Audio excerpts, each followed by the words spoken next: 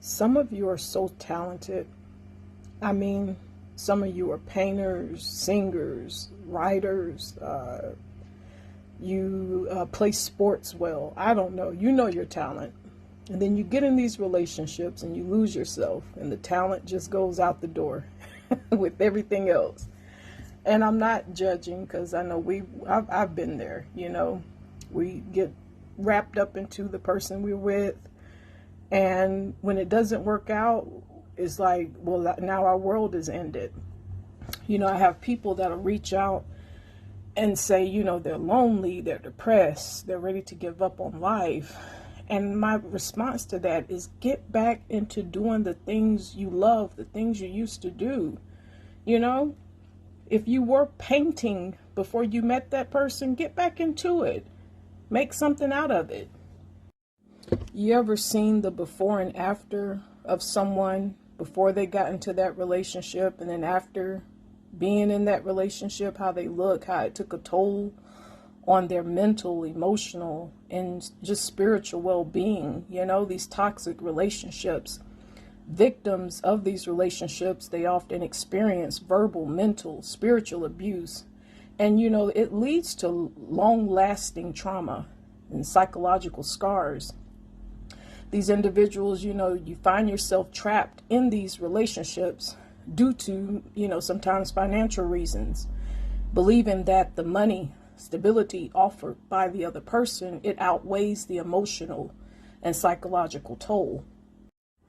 Being single, being alone is not a death sentence. If you reach out to me and you're saying, you're depressed, you're ready to give up, you're lonely, I hear you, but look at it as God's way of saying, okay, now you have time for me. I know people will jump out of one situation and jump into a whole new situation, just keep jumping. And, they can't be alone with themselves. And that's kind of scary to think about. Get back into doing the things you love. I was scared at first. I'm not going to sit here and lie. And then I just said, get into your creative bubble. See what you can, do at this time. Get closer to God, number one. It's not a death sentence being alone.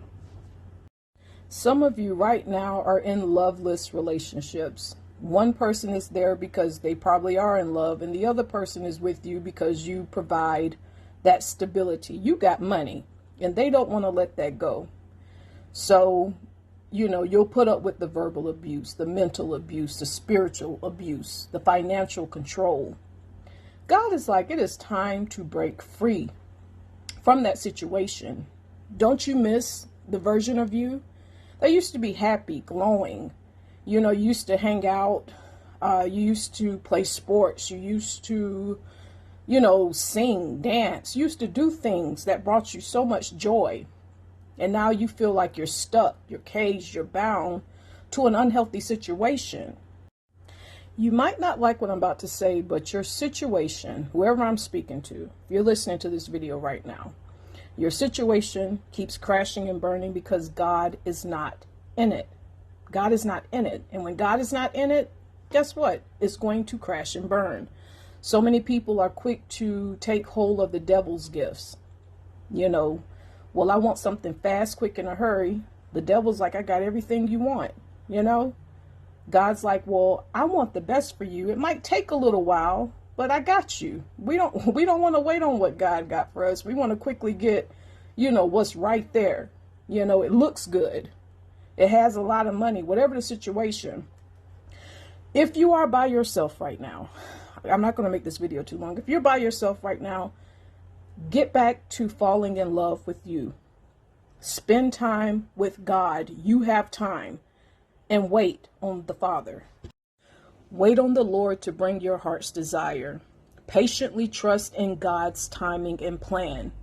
Believe that He will eventually fulfill the deepest desires of your heart, and He will. Even if it takes time and it doesn't happen immediately, wait on the Lord. I had someone very near and dear to me. He didn't want to wait. He traded in his diamond for a rock. Somebody I grew up around. And, you know, this woman was in love with his money, the lifestyle. That was it. And I remember him saying, you know, he wished he would have kept his blessing, you know. So just wait on the Lord. If you've made it to the end of this video, I love you guys. Psalm 37:4. I want you to read that tonight. Take care.